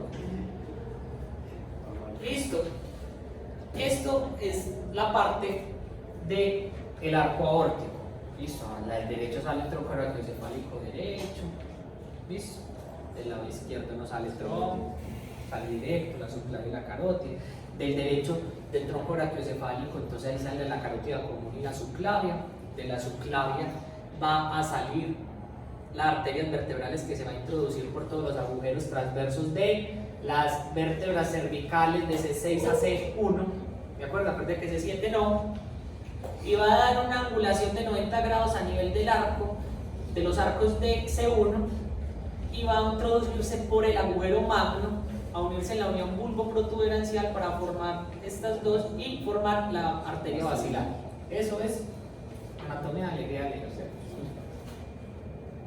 Pero esa arteria vertebral va a tener unas ramas, ¿listo?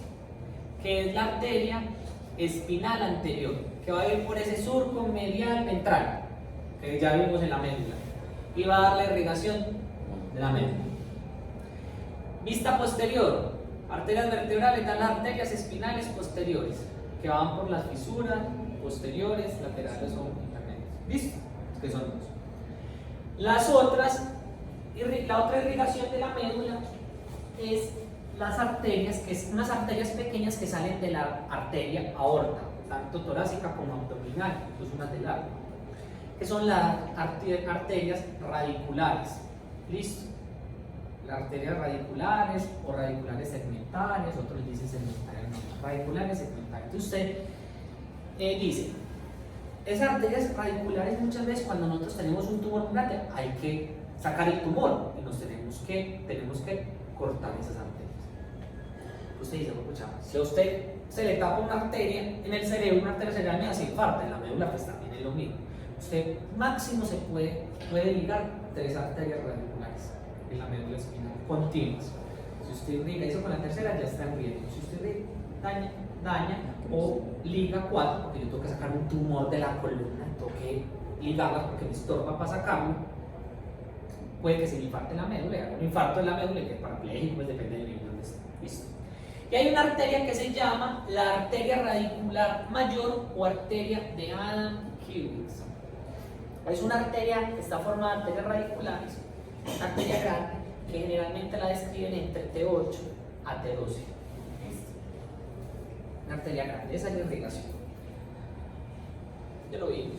El drenaje venoso de la médula se corresponde por varias estructuras. Un plexo venoso vertebral anterior que va por la parte anterior del cuerpo vertebral, un plexo venoso vertebral interno que va por todo el agujero vertebral.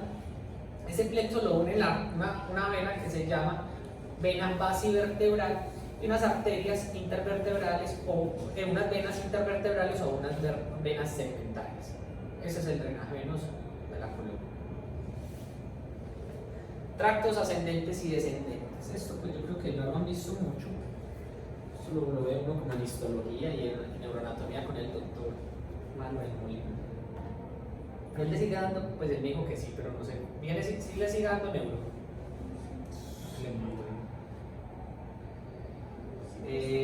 ¿Quién más les da neuro? No, él solamente. Rojas. Pero es que Rojas puede ser, ¿no? Rojas, la verdad no. ¿Cuál Rojas? El otro profesor de anatomía. Ah, no lo conozco. ¿Cómo se llama? Pero ya se salió. Ya se salió. Sí. Ah, Sí, Entre dos pues me estaban dando Todavía no, ya Son tres. anatomía. no, es Darío, ¿cómo es? O sea, yo José Darío Rojas y José Viejo. No, o sea, yo vi anatomía con él, muy buena anatomía, pero él al final da que 2 semanas de neuro, pero por encima, o sea, la embute. No, yo vi toda la anatomía que que sé que me parece muy completa, la de con el doctor Sí, muy gracias. pues él es Universidad de Antioquia, una eminencia, pues allá es, todo el mundo lo quiere, todo el mundo lo conoce. Bueno, entonces hay unas definiciones, vamos a ver las vías, principalmente vamos a ver vía corticoespinal y todas las sensitivas. ¿Qué es la sensación? Es aquello que experimenta una persona a partir de un estímulo, y ese estímulo se recibe por medio de los sentidos. Esa percepción es ese reconocimiento de esa realidad física que usted tiene frente a ese estímulo. Y esa sensopercepción, pues es la unión de los dos, pero es la captación de esos estímulos y su interpretación en el mapa cortical de esa persona. Eso es lo que vamos a ver, sensopercepción. La sensibilidad la vamos a clasificar en dos, en esterocepción e interocepción. La esterocepción es lo que vamos realmente a hablar mucho, se va a dividir por unas terminaciones nerviosas en la piel, listo, en esos corpúsculos de Meissner, de Pacini, de Krauser, de Ruffini, de terminaciones libres, y en órganos de los sentidos, pues, visuales, pero ustedes ya saben eso visual a qué área va a ir, ¿de acuerdo? El gusto, el olfato, que esa no vamos a hablar porque esa la hablamos ya, y la interocepción va a estar dividida en propiocepción y en viscerocepción. Esa viscerocepción es que usted tenga hambre, coma, saciedad, el hipotálamo le mandó el mensaje, la parte gástrica de esos receptores propioceptivos de interocepción, de viscerocepción, listo, y mandan el estímulo lo que está ya lleno y se calmó, ¿cierto? Ese fue el estímulo, de ese no vamos a hablar, listo. Pero de la propiocepción sí, porque esa propiocepción va a estar dada a nivel de todos sus movimientos de los tendones, músculos y ese órgano tendinoso de Golgi que va a estar en las articulaciones, en la unión de los tendones y las articulaciones, y la vamos a dividir entonces en propiocepción consciente e inconsciente. Esa propiocepción consciente, ¿qué es? No, les voy a explicar primero eso. Usted, la principal función de esa vía corticoespinal o del tracto corticoespinal va a ser todos los movimientos voluntarios. ¿Listo? Que usted diga, uy, necesito hacer una pregunta ya en esta clase, que usted levante la mano y usted piense, voy a levantar la mano y hago un movimiento voluntario y no voy a levantar la mano, o si quiero poner los dos dedos, o pues no sé lo que quiero hacer. Usted dice, tal, pensé en hacerlo. Vía corticoespinal. Propiocepción consciente es, usted ya sabe algo. Si usted ya sabe manejar, usted no piensa en meter los cambios, en montar bicicleta, la bicicleta y sale, ¿cierto? Usted ve caminando, no tiene que pensar que tengo que mover el pie derecho, el izquierdo, cuánto, no, usted camina, listo. Propiocepción consciente. Propiocepción inconsciente es el clásico ejemplo, es ese paciente, o todos, que nosotros dormidos nos movemos, se acuesta de ladito y termina boca abajo, no se da ni cuenta, ¿cierto? La propiocepción inconsciente, esos músculos y tendones que usted moviliza, los moviliza de forma inconsciente y no se da cuenta y no lo despierta. Listo, clásicos ejemplos. Bueno, entonces vamos a hablar de los receptores sensoriales. Hay los receptores sensoriales o de esa esterocepción va a estar dada por unas terminaciones encapsuladas que van a ser estos corpúsculos de Meissner, Pacini, Golgi, Ruffini, Krauss, ya los voy a decir para que sirven, ustedes ya lo deberían de saber. Terminaciones sensitivas de músculos y tendones que va a estar dada para la propiocepción tanto consciente como inconsciente, y las terminaciones libres son para el dolor. Entonces tenemos esto, ¿cierto? Terminaciones libres para el dolor, Ruffini para el calor, Krauss para el frío, Pacini para la presión, y Merkel para el tacto fino y el otro superficial. Esto es como se divide, pues esto no es importante, realmente esto es de AFIFI, ¿cierto? Este es el libro de AFIFI que es donde tienen que leer esas imágenes. Pues este no, porque sale muy mal en AFIFI. Me gusta más este, me gusta mejor que este, es más sencillo, pero la descripción es mucho mejor, más detallada, y este es donde lo tienen que ver esas videos. Tracto corticoespinal, recuerdan, ese tracto que va desde el área 4, desde ese homúnculo motor, desde usted diga voy a mover el dedo gordo, que se le va a activar las células solamente para el dedo gordo, para mover ese dedo gordo hacia arriba, listo. Esas células que van a estar entonces en ese homúnculo motor, que es el área 4. Ese área 4, recuerden que está en el giro precentral. Ese giro precentral en su corteza, recuerdan las 6 capas de la corteza. Hay una capa que se llama la piramidal interna. Es donde sale el tracto corticoespinal. ¿Y dónde va a salir específicamente esas células de Betz? Se llaman así. Y ahí sale ese estímulo. Y empieza a bajar el dedo gordo. Empieza a bajar desde el área 4, pasa por la cápsula interna, por el brazo posterior de la cápsula interna, se va a introducir al mesencéfalo por los pedúnculos cerebrales, pasa por la protuberancia, por la parte más anterior y medial, va a llegar a la médula oblongada o el bulbo raquídeo y va a irse por la porción media, va a bajar hasta las pirámides en su porción anterior, hasta el tercio inferior de las pirámides que se encuentran en la médula oblongada o el bulbo raquídeo, y se va a decusar hacia el otro lado y va a ir hacia la médula espinal, listo, hacia la asta anterior. ¿De acuerdo? La mayoría de esa vía se decusa y va a formar, esas fibras que se decusan van a formar el fascículo córtico-espinal lateral, pero hay un poco porcentaje de fibras que no se decusan, que forma el fascículo córtico-espinal anterior. Entonces, el tracto córtico-espinal tiene 2 fascículos, uno que se decusa, que es el córtico-espinal lateral, y uno que no se decusa, que es el córtico-espinal anterior, que tiene muy poquitas fibras, y pasan manifestaciones clínicas por eso. Por eso usted no siempre puede tener lesiones, porque usted siempre le dice lesión del tracto córtico-espinal por encima de la decusación genera lesiones contralaterales. Algunas veces, si a usted se le daña el corticoespinal, pero en su fascículo anterior, puede ser del mismo lado. ¿Listo? No es lo común, es lo más raro, pero podría pasar. Entonces, en AFIFI sale muy bien la descripción, pues realmente lo que la acabo de decir. ¿Hay uno posterior? No.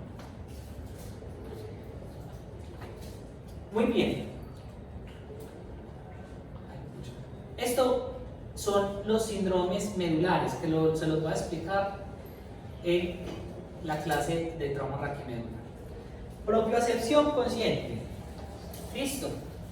¿Cómo es la propiocepción consciente? Ojo, generalmente el órgano tendinoso de Golgi, tendones, articulaciones, ¿cierto? Esos movimientos no voluntarios generan un estímulo. Usted genera para caminar, usted no tiene que pensar para hacer eso. ¿Listo?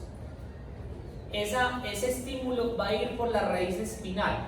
Listo, si usted mueve la rodilla, movió la rodilla, hizo esto, estaba cansado, usted no pensó, hizo esto, o caminó, usted movió esto y hizo esta flexión, ese estímulo de tendones y articulaciones van a subir, lo que inerva acá, ¿listo? Más o menos L3. Esa raíz espinal de L3, L2, L3 y L4 va a ir hasta su columna a nivel del segmento L2, L3 y L4, va a ir por la raíz dorsal, va a ir el nervio espinal por la raíz dorsal y va a hacer sinapsis a nivel del ganglio espinal, como les dije, la primera neurona.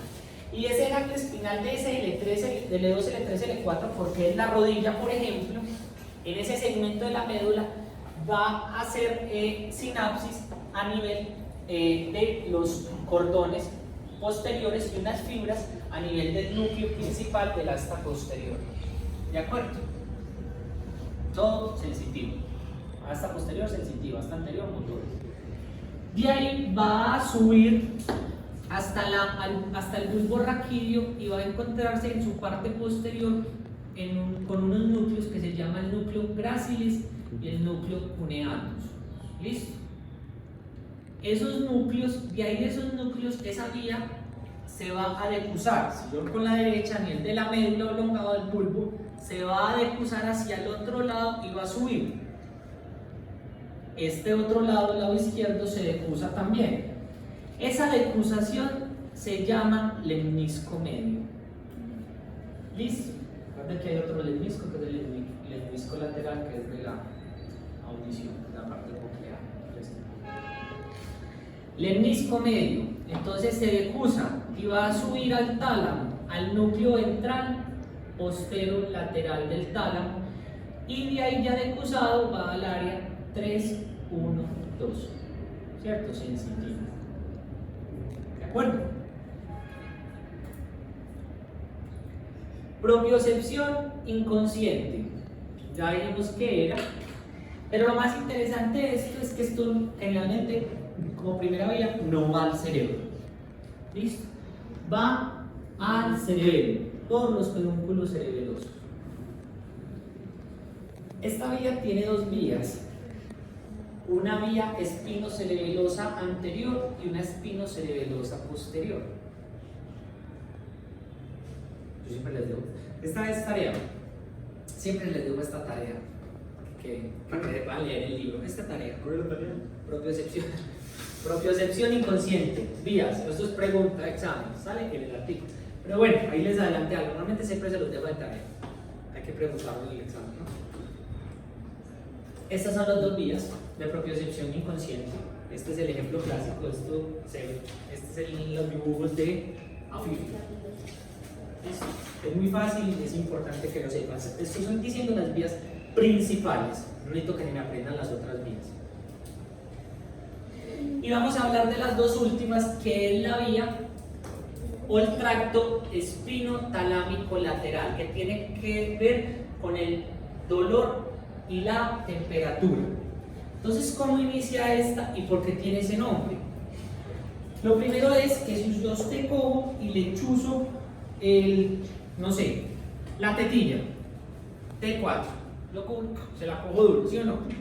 Le duele. Esa terminación libre en esa área de la tetilla, pues yo cojo, no sé, y le pongo hielo en la tetilla, esa estimulación de frío en ese Krauser, en ese corpúsculo de Krauser, se lo pongo ahí, hace un estímulo a nivel de T4 de la médula, lo mismo que mencionamos ahorita, va por la raíz espinal, va de la raíz espinal, se mete a la raíz dorsal de ese T4 de la médula, del ganglio espinal va a ir hasta el asta posterior a nivel del núcleo principal del asta posterior, en esa asta posterior, ¿de acuerdo? Y de esa asta posterior va a hacer una decusación hacia el cordón lateral. Cordón lateral. ¿Listo? Entonces, por eso, de ahí del cordón lateral asciende, ya decusado, hasta el tálamo, al núcleo ventral posterolateral y de ahí al área 312. Vía espinotalámico lateral, y por eso se llama así. Espinotalámico, y va por el funículo lateral o por el cordón lateral, porque se decusa. ¿Listo? Espinotalámico lateral. Por eso, si usted tiene una lesión de ese fascículo de la médula a ese nivel, de un lado se manifiesta el lado contralateral. Vamos a ver que eso es un síndrome que se llama síndrome de hemisección medular o síndrome de Bronce. ¿Listo? Que el paciente tiene una parálisis de, les voy a poner L5S1. ¿Listo? L5S1. Usted tiene una parálisis, una sección de L5S1 cervical, más fácil. C5, C6, le pegan una puñalada por detrás. Listo, se lo clavaron acá. Lesión de C5, C6. Solamente la mitad de la médula, porque eso se llama síndrome de Bronce, generalmente es por esa sección de una hemisección medular. C5, C6. C5 hace esto, flexión del codo, C6, extensión de la muñeca. El paciente queda del mismo lado de la lesión, tiene paresia o parálisis para hacer esto y hacer esto. Se le dice, pues, pucha, ese cuchillo, señor, haga esto, no es capaz. Y tiene alteraciones del dolor y la temperatura del lado contralateral de C5, C6, porque por la vía de la decusada. ¿Me hago entender? Por eso es importante que durante todas las charlas tienen que recordar esto. Estas vías les recomiendo que las lean al derecho al revés, se las sepan, porque hay muchas preguntas en el examen de todas estas vías. Entonces el examen ya está listo. Entonces, estas preguntas ya están listas. Vías, anatomía. De cada examen, perdón, de cada tema caen por ahí 4 o 5 preguntas. Y obviamente de vías hay que preguntar.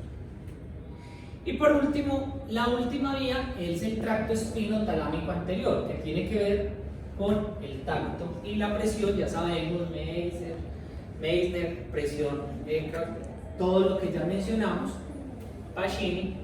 Entonces el estímulo de presión que se lo hago aquí en la tetilla va de 4, lo mismo que acabamos de mencionar, hasta el asta anterior, asta posterior, hasta el núcleo sensitivo principal del asta posterior, y de ahí se va a decusar, pero no se decusa al cordón lateral sino al cordón anterior, y de ahí va a subir por ese cordón anterior hasta el tálamo, al núcleo ventral posterolateral, todos van al núcleo ventral posterolateral que les acabo de mencionar, y hacen sinapsis al área 312 para dar la información que le está doliendo al paciente, ¿cierto? Que le está doliendo. Espino talámico anterior, ya saben, ¿por qué se llama anterior? Porque se decruza al cordón anterior. Terminamos. Preguntas, dudas. Capítulos que les mencioné.